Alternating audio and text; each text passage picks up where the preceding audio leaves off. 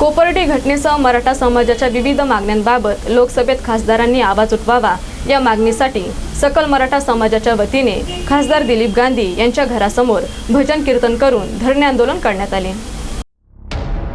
कोपर्डी घटनेसह मराठा समाजाच्या विविध मागण्यांबाबत लोकसभेत खासदारांनी आवाज उठवावा या मागणीसाठी सकल मराठा समाजाच्या वतीने खासदार दिलीप गांधी यांच्या घरासमोर भजन कीर्तन करून धरणे आंदोलन करण्यात आले। मराठा समाजाच्या प्रलंबित मागण्यांकडे दुर्लक्ष होत असल्याने लवकरात लवकर त्या मागण्यांची पूर्तता करावी यासाठी सकल मराठा समाजाच्या वतीने जिल्हाधिकाऱ्यांना निवेदन देण्यात आले। यावेळी जिल्हाधिकारी कार्यालयापासून ते खासदार दिलीप गांधी यांच्या घरापर्यंत भजन कीर्तन रॅली काढण्यात आली व त्यांच्या घरासमोर भजन कीर्तन करून धरणे आंदोलन करण्यात आले।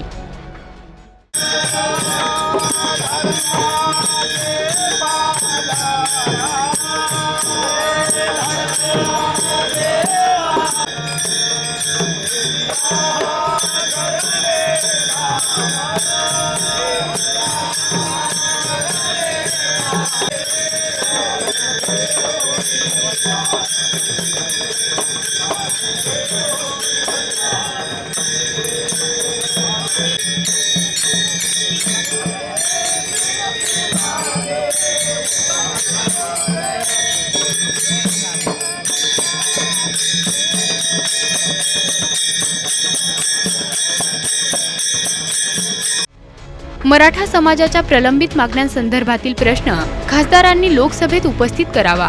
ॲट्रॉसिटी कायद्याचा गैरवापर रोखण्यासाठी त्यात बदल करावा।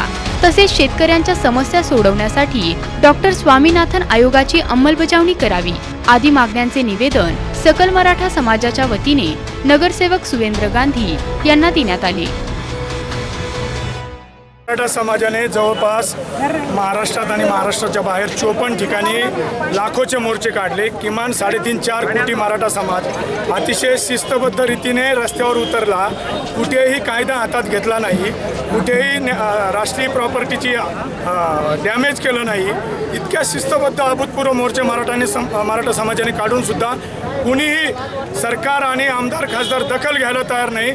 संसदेचं अधिवेशन चालू होऊन 2 आठवडे झाले, एकही खासदार मराठा समाजाच्या मागण्यांबाबत प्रश्न उपस्थित करायला तयार नाही संसदेत। म्हणून आज अहमदनगर जिल्हा सकल मराठा समाजाच्या वतीने आम्ही अहमदनगर दक्षिणचे खासदार जे आहेत दिलीप गांधी साहेब यांच्या घरासमोर दिंडीने आलेलो आहोत आणि त्यांना विचारत आहोत, खासदार साहेब आपण मराठ्यांची मते घेता, मग मराठ्यांच्या प्रश्नांवर संसदेत आवाज का उठवत नाही, हा जाब विचारण्यासाठी आम्ही या ठिकाणी खासदार दिलीप गांधी साहेबांच्या घरासमोर भजन कीर्तन धरणे आंदोलन सकल मराठा समाजाच्या वतीने करीत आहोत। आमच्या मागण्या आहेत, कोपर्डीतले जे 3 आरोपी आहेत, अत्याचार करणारे नराधम आहेत, या तिघांनाही फाशीची शिक्षा होईपर्यंत सरकारने पूर्ण ताकदीने हा न्यायालयीन लढा लढवला पाहिजे।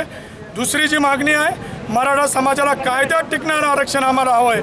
मग ते 50%च्या आत द्यायचं की 50%च्या बाहेर द्यायचं ते सरकारने ठरावं। आम्हाला मात्र कायद्यात टिकणारं आरक्षण हवं आहे। आणि तिसरं म्हणजे आमची शेकडो कुटुंब, हजारो कुटुंब ज्या कायद्याच्या गैरवापरामुळे देशोधडीला लागलेली आहेत, त्या ॲट्रॉसिटी कायद्याचा गैरवापर रोखण्यासाठी त्या कायद्यात सुधारणा केली पाहिजे आणि शेतकऱ्यांचे प्रश्न सोडवण्यासाठी डॉक्टर स्वामीनाथन आयोगाच्या शिफारशींची तात्काळ अंमलबजावणी केली पाहिजे। अशा 20 मागण्यांचं 26 पानी निवेदन आम्ही सरकारला सादर केलं आहे। आज जिल्हाधिकाऱ्यांना दिलं आहे, आज खासदार दिलीप गांधींना देत आहोत। यांनी या मागण्यांबाबत आमचे प्रश्न संसदेत उपस्थित करावेत, आमदारांनी येत्या विधानसभेत प्रश्न उपस्थित करावेत, अन्यथा मराठा समाजाचा संयम सुटल्याशिवाय राहणार नाही।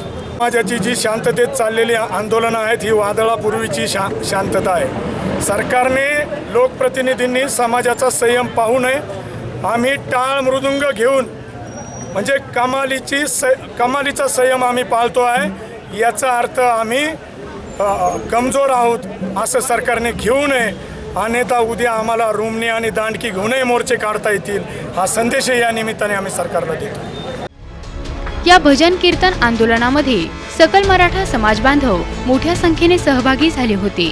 प्रतिनिधी आमिर सय्यद, ATV न्यूज, अहमदनगर।